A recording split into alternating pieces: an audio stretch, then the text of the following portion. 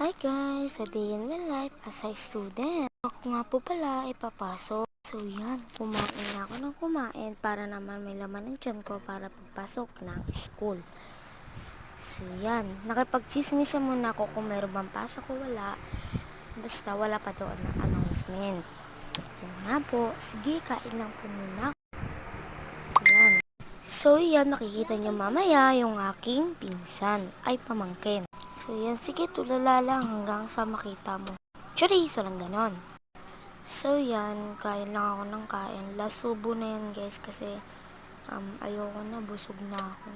Inom niyan, tapos iinom naman ako ng tubig niyan. So yan, kinuha ko lang po yung mga kanin para lang mahigop ko na yung aking aking kape. Sa mga nagtatanong ano daw po ang aking mga kinakape is lang po, Ovaltine lang po. So yan, sige, inom lang ng inom habang maghihintay ng So yan, magre-ready na ako ng mga damit ko kasi papasok na ako dito din. Inayos ko lang po para dyan yung mga kortina.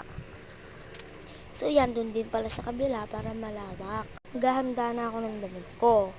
Pakita ko nga lang sa inyo ang aking pamangkin.